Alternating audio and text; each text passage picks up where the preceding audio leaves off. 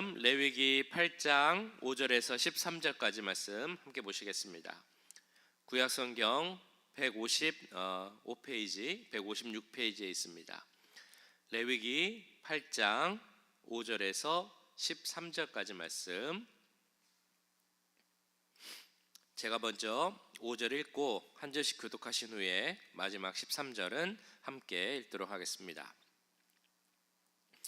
모세가 회중에게 이르되 여호와께서 행하라고 명하신 것이 이러하니라 하고 아론과 그 아들들을 데려다가 물로 그들을 씻기고 아론에게 속옷을 입히며 띠를 띄우고 겉옷을 입히며 에봇을 더하고 에봇에 기묘하게 짠 띠를 띄워서 에봇을 몸에 메고 흉패를 붙이고 흉패에 우림과 둠밈을 넣고 그 머리에 관을 씌우고 그 관 위 전면에 금패를 붙이니 곧 거룩한 관이라 여호와께서 모세에게 명하심과 같았더라. 모세가 관유를 취하여 장막과 그 안에 있는 모든 것에 발라 거룩하게 하고 또 단에 7번 뿌리고 또 그 단과 그 모든 기구와 물두멍과 그 받침에 발라 거룩하게 하고 또 관유로 아론의 머리에 부어 발라 거룩하게 하고, 같이 읽습니다. 모세가 또 아론의 아들들을 데려다가 그들에게 속옷을 입히고 띠를 띄우며 관을 씌웠으니 여호와께서 모세에게 명하심과 같았더라. 아멘. 이스라엘 백성들이 그 시내산에 도착한 후에 하나님께서 이스라엘 백성들에게 율법을 주시죠. 율법에는 그들에게 필요한 10계명을 포함한 많은 계명들이 있었습니다. 그 외에 또 중요한 것이 두 가지가 있는데, 하나는 성막에 대한 말씀, 성막을 어떻게 지을 것이냐에 대한 말씀을 주셨고, 다른 하나는 제사에 대한 말씀, 제사를 어떻게 드려야 하는가에 대한 말씀을 주셨습니다. 그래서 출애굽기 뒷부분을 보시면 성막을 어떻게 지어야 하는가에 대한 말씀이 많이 나와 있고, 그리고 이제 레위기 앞부분을 보시면 어떻게 제사를 드려야 하는가에 대한 말씀이 계속해서 나와 있습니다. 그리고 오늘 보신 레위기 8장에서는 자, 그러면 이제 성막도 짓고 제사를 드릴 준비도 되었으니 제사를 드릴 수 있는 그 제사장을 세우는 모습, 그 우리말로 하면 제사장의 위임 예식이라고 이야기를 하죠. 하나님께서 제사장을 세우는 그 위임식에 대한 말씀이 오늘 읽으신 레위기 8장에 나오고 있습니다. 그리고 내일 보실 레위기 9장에서는 그러면 그 제사장들이 세워져서 실제로 처음으로 하나님 앞에 제사를 드리는 그 장면이 나오는 것이 내일 레위기 9장 말씀입니다. 그래서 오늘은 조금 전 말씀드렸던 것처럼 레위기 8장에 나오는 하나님께서 제사장을 세우고 이제 위임을 시키시는데 어떻게, 어떤 모습으로 준비를 시키고 어떤 과정을 통해서 위임을 하게 하시는지, 그 과정을 어떻게 거룩하게 하시는지 그 말씀을 함께 살펴보고자 합니다.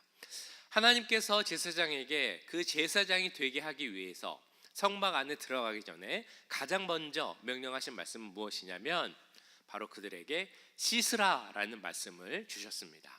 성막에 들어가기 전에 너희는 씻어서 정결하게 해야 한다라는 말씀을 주셨다는 겁니다. 6절 말씀에 아까 보신 말씀이죠. 아론과 그 아들들을 데려다가 물로 그들을 씻기고. 자, 이 아론과 그 아들들을 데려다가 어디에서 씻겼을까요? 우리가 제사장을 세우는 곳이 성막이었는데, 성막 그리고 그 앞에 있는 뜰, 내일을 잘 생각해 보면 제가 몇 번 말씀드렸던 것 같은데요, 제사장들이 씻으면서, 손을 씻으면서 좀 자신을 깨끗하고 정결하게 했던 장소가 있습니다. 바로 물두멍이라는 곳이죠. 아론과 그 아론의 자손들을 데리고 물두멍 앞에 가서 씻기라라고 말씀을 합니다. 여기서 씻기라라는 것은 외적인 청결도 물론 의미합니다만 하나님 앞에 회개하라라는 그런 의미가 있습니다. 하나님 앞에 설 때 그냥 서면 안 된다. 죄 있는 모습으로 서면 안 되고 깨끗한 모습으로 회개함으로 죄를 해결하고 그리고 하나님 앞에 서야 한다라고 말하고 있는 것입니다. 자, 그런데 우리가 이런 경험이 아마 한 번씩은 있으실 겁니다. 누군가를 전도하러 갔을 때, 노방 전도로 갔을 때 우리의 지인들을 전도하여서 교회 한번 와봐라고 할 때 많이 나오는 답변 중에 하나가 바로 이런 겁니다. 사실 제가요 죄가 많은 죄인이에요. 제가 부족해요. 문제가 많아요. 아직 준비가 안 됐어요. 지금 이 상태로는 교회 가지 못해요. 나중에 제가 조금 더 나아지면, 괜찮아지면 그때 제가 더 좋은 모습으로 교회에 갈게요 라는 답을 하는 경우가 많이 있습니다. 그러면 그럴 때 우리가 어떻게 이야기합니까? 아니에요, 괜찮습니다. 우리 하나님은 깨끗한 모습, 그러니까 완전한 모습으로 나오기를 원하시는 분이 아니세요. 죄가 있어도, 허물이 있어도 주님은 우리 모두를 부르십니다. 그래서 우리가 연약해도 부족해도 그 모습 그대로 받아주시고 그 모습 그대로 사랑해 주시는 분이 바로 우리 하나님입니다. 그러니까 한번 와보세요 라고 아마 이야기를 하실 겁니다. 자, 그런데 우리는 그렇게 말하는 경우도 있는데 오늘 말씀에서는 하나님께서는 뭐라고 이야기를 하십니까? 너희가 하나님 앞에 나올 때 그 모습 그대로 죄가 있는 모습으로 나오면 안 돼. 회개하고 물두멍에 가서 깨끗하게 씻고 정결한 모습으로 하나님 앞에 서야 돼 라고 이야기를 합니다. 이 두 차이가 어디서 오는 것일까요? 어떤 경우에는 깨끗하게 정결하게 나와야 된다라고 말하고, 어떤 경우에는 죄와 허물이 있어도 그 모습 그대로 나와도 된다라고 말하는 경우가 있습니다. 이 차이가 무엇이겠습니까? 이 차이는 바로 신분의 차이라고 할 수 있습니다. 교회 처음 올 때, 아직 신앙이 없을 때, 그럴 때는 그 모습 그대로 나와도 됩니다. 그 모습 그대로 나와도 하나님은 그 모습을 귀하게 여기시고 그 모습을 사랑하고 받아주신다라고 말씀하십니다. 그런데 오늘 말씀을 받는 그 대상이 누굽니까? 처음 하나님 앞에 나오는 사람이 아니라 하나님 앞에 이 백성들을 대신해서 제사를 드려줘야 하는 제사장들이었습니다. 그렇기 때문에 이 제사장들이라면 제사를 드리러 하나님 앞에 나올 때 그 모습 그대로, 인간적으로 죄와 허물이 있는 그 모습 그대로 나와서는 안 된다. 그 모든 죄 문제를 해결하고 물두멍에서 죄를 다 씻고 그리고 하나님 앞에 서야 된다라고 말씀하고 있는 것입니다. 자, 그러면 우리는 누굽니까? 특별히 여기 계신, 이 자리에 앉아 계신 분들은 이 두 위치를 생각해 보자면 어느 쪽에 계신 분들입니까? 우리는 이미 하나님의 부르심을 받았고 하나님은 우리의 구주로 고백하고, 그래서 하나님의 그 십자가의 보혈로, 예수 그리스도의 십자가의 보혈로 깨끗함을 받고 죄사함, 거듭남을 받은 하나님의 자녀입니다. 그렇기 때문에 하나님께서는 우리를 부르실 때 너희는 왕 같은 제사장이다 라고 부르십니다. 우리를 제사장으로 이미 부르신 겁니다. 그러면 우리는 하나님 앞에 어떤 모습으로 서야 되는 것입니까? 오늘 말씀에 나온 것과 같이 제사장으로서 주 앞에 정결하고 깨끗한 모습으로 서야 하는 것 아니겠습니까? 오늘 예배를 드리러 나올 때 어떤 모습으로 나오셨습니까?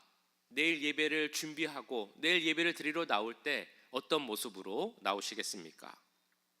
주 앞에 정결한 모습으로 죄 문제를 해결하고 깨끗한 모습으로 나와야, 그런 왕같은 제사장의 모습으로 나와야 우리가 하나님 기뻐 받으시는 그런 진정한 제사, 진정한 예배를 드릴 수 있지 않겠습니까? 주 앞에 설 때, 특별히 주 앞에 예배드리러 나올 때 깨끗하고 정결한 모습으로 나올 수 있는 우리 모두가 될 수 있기를 간절히 소원합니다. 자, 이렇게 물두멍에 가서 내 몸을 씻고 죄 문제를 해결한 후에 제사장이 해야 하는 일, 하나님께서 말씀해 주신 것은 바로 주님이 말씀하신 그 예복, 의복을 입어야 한다라고 말씀하고 있습니다. 성막에 들어갈 때 제사장들이 꼭 입어야 하는, 특별히 대제사장이 입어야 하는 그런 예복이 있습니다. 이미 말씀을 해주시고 오늘 그 제사장들이 그 옷을 입고 나오는 것을 볼 수 있습니다. 7절부터 말씀을 보시면 이렇게 나와 있죠. 아론에게 속옷을 입히며 띠를 띄우고 겉옷을 입히며 에봇을 걸쳐 입히고 에봇에 장식띠를 띄워서 에봇을 몸에 메고 흉패를 붙이고 흉패에 우림과 둠밈을 넣고 그의 머리에 관을 씌우고 그 관 위 전면에 금패를 붙이니 곧 거룩한 관이라 여호와께서 모세에게 명령하신 것과 같았더라. 이 제사장들이 입는 옷을 잠깐 이제 설명을 드리면 이렇습니다. 처음에는 안에 속옷을 입습니다. 속옷 위에는 그 속옷을 띠로 묶어서 이제 고정을 시킵니다. 흰색 속옷과 그 위에 띠를 이제 띄우게 됩니다. 띠를 묶는 것은 이 안에 입는 옷, 속옷을 고정하기 위한 것도 있겠지만 내가 하나님 앞에 몸을 단속한다, 몸을 단정히 한다라는 그런 의미도 있습니다. 그래서 먼저는 이 흰색 긴 속옷을 입고 그 위에 입는 것이 청색 옷입니다. 우리는 저것을 청색 겉옷이라고도 부르고 에봇 받침이라고도 부릅니다. 이 청색 옷은 제사장의 어떤 신분, 지위를 나타냅니다. 이는 하나님의 일을 하는 사람이다. 하나님의 아름다운 일을 하는 사람이다. 동시에 이 사람은 인간이기 때문에 부족할 수밖에 없지만 그래도 하나님의 일을 할 때는 귀한 하나님의 사역자로, 귀한 중보자로 하나님이 세우시겠다라는 의미가 청색 겉옷에 담겨져 있습니다. 이 청색 겉옷은 일반 제사장들은 입지 않고 대제사장만 입는 그런 옷입니다. 그리고 이 옷을 에봇 받침이라고도 불렀던 이유는 이 청색 옷 위에 에봇이라는 옷을 입기 때문입니다. 에봇은 이 그림에서 보시는 것처럼 좀 앞치마처럼 생긴 옷입니다. 청색 옷 위에 저 에봇을 입습니다. 그리고 에봇은 금색실, 청색실, 홍색실, 자색실, 그리고 가늘게 꼰 배실로 만들기 때문에 저런 모양으로 되어 있고요. 그리고 에봇을 입은 다음에 그 위에도 다시 한번 에봇 끈이라는 곳으로, 에봇띠라는 곳으로 다시 한번 끈처럼 묶게 됩니다. 그리고 이 에봇 위에 하나 더 조끼 같은 걸 입는데 그것을 우리가 뭐라고 부르냐면 흉패라고 말을 합니다. 가슴 쪽에 있기 때문에 흉패라고 붙이는데, 흉패에는 두 가지가 있습니다. 하나는 12개의 보석, 12지파를 의미하는 12개의 보석이 있고 그 안쪽에 우림과 둠밈이라는 일종의 보석 같은 돌이 두 개가 들어가 있습니다. 먼저 그 앞에 흉패에 있는 것은 12개의 보석입니다. 그것을 의미하는 것은 하나님께서 선택하신 백성들, 이스라엘의 12지파는 하나님께서 그 가슴에 품고 안고 책임진다라는 의미가 한 가지가 있습니다. 동시에 그 하나님의 모든 백성들, 이스라엘 백성들, 하나님의 자녀들은 하나님이 보석처럼 여기고 귀하게 사랑한다, 거룩하게 여기신다라는 의미가 12개의 보석이 있는 흉패에 담겨져 있습니다. 그리고 그 안쪽에 두 개의 보석을 넣는다고 말씀드렸죠. 우림과 둠밈이라고 합니다. 그 원어의 뜻을 찾아보면 빛과 진리라는 의미를 가지고 있습니다. 어떤 보석인지는 안 알려져 있는데 이 의미는 하나님의 뜻을 판결할 때 사용하였다. 이 우림과 둠밈이라는 것은 그렇게 알려져 있습니다. 어떻게 이것을 통해서 하나님의 뜻을 찾을까라는 것도 정확히 알려져 있지는 않지만 많은 학자들이 추측하기로는 이 우림과 둠밈을 통해서 일종의 제비뽑기 같은 모습으로 하나님의 뜻이 어떤 것일까를 알고 판결할 때도 사용했던 것이 바로 이 흉패 안에 있는 우림과 둠밈이라는 것이었습니다. 그리고 마지막으로 머리에는 관을 썼다라고 나와 있습니다. 그리고 그 관에는 이런 금패가 있는데 그 패에는 여호와께 성결이라는 말씀이 새겨져 있었습니다. 많은 경우에 관 혹은 머리에 쓰는 그 모자가 그 사람의 지위를 알려줄 때가 있습니다. 그래서 이 제사장들이 쓰는 이 관을 통해서 그 제사장이 어떤 지위인가, 어떤 일을 해야 하는가를 알려줍니다. 제사장은 어떤 사람이냐? 하나님 앞에 섰을 때 성결해야 하는 사람, 즉 하나님을 닮아가고 거룩하게 사는 것을 본을 보여주는 사람이고, 그런 모습을 통해서 하나님과 백성들을 연결해주는 역할을 하는 사람이 바로 이 대제사장의 모습이었다는 것입니다. 그래서 그 옷은 모든 것을 입은 모습을 우리가 그려보면 저런 모습이었습니다. 안에 속옷을 입고 청색 겉옷을 입고 에봇이라는 앞치마 같은 것을 입고 그 위에 흉패를 달고 머리에 관을 쓰는 모습이 바로 대제사장의 모습입니다. 자, 이렇게 대제사장을 세울 때 처음에 와서 물두멍에서 씻으라, 그리고 내가 너에게 가르쳐 준 것, 명령한 대로 모든 의복, 옷을 입으라 라고 말씀을 합니다. 그리고 나서 그 제사를 드려야 하는 성막, 그리고 성소에 있는 모든 기구들을 기름을 발라서 거룩하게 만들죠. 10절부터 나오는 말씀입니다. 모세가 관유를 취하여 장막과 그 안에 있는 모든 것에 발라 거룩하게 하고 또 단에 7번 뿌리고 또 그 단과 모든 기구와 몰두멍과 그 받침에 발라 거룩하게 하고 또 관유로 아론의 머리에 부어 발라 거룩하게 하고. 지금 읽은 말씀에도 계속 반복되는 그 하나의 단어가 있습니다. 이 제사장이 처음에 물두멍에서 씻고 그리고 옷을 입고 또 이 모든 성막의 기구들을 기름을 바르면서 그 모든 것에 주었던 하나의 그 주제 단어라면 그것은 다름 아닌 거룩이라는 단어입니다. 제사장들도 거룩해야 했고 이 모든 성막의 기구들도 거룩해야 했습니다. 레위기의 주제이기도 합니다. 거룩이라는 것. 이 모든 모습을 통해서 하나님은 지금 우리에게 이 모든 것이 거룩한 것처럼 너희도 거룩해야 한다라고 말하고 있습니다. 하나님의 백성된 우리들, 왕같은 제사장들이라면 거룩해야 한다라고 말하고 있는 것입니다. 사실 우리는 너무 잘 알고 있습니다. 우리는 하나님의 백성이기 때문에 거룩한 삶을 살아야 한다. 그렇게 살려고 노력도 합니다. 그런데 거룩한 삶 그러면 사실 마음 한편으로는 부담되는 것도 사실입니다. 거룩한 삶이 어떤 것인지 아는 것도 쉽지 않고 거룩한 삶이 무엇인지 알아도 그렇게 사는 것이 참 쉽지 않고 부담된다라는 것이 아마 우리에게 주어진 그런 마음일 것입니다. 제가 지난 목요일 날 어떤 전도사님을 한번 만났는데요. 그 전도사님과 대화 중에 그 전도사님이 갑자기 이런 질문을 하는 겁니다. 목사님은 어떤 교회를 만들어 가고 싶으세요? 라는 질문을 하는 겁니다. 제가 그 질문을 듣고 이제 가장 좀 편하지만 간단하지만 가장 좋은 답이라고 생각하는 답이 있습니다.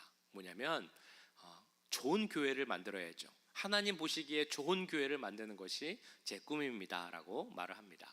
그러면 이제 어떤 분들은 더 정확히 물어보죠. 그러면 목사님이 생각하는 좋은 교회는 어떤 겁니까? 라고 이야기를 합니다. 그러면 이제 제가 생각한 것들을 이야기를 하는데요.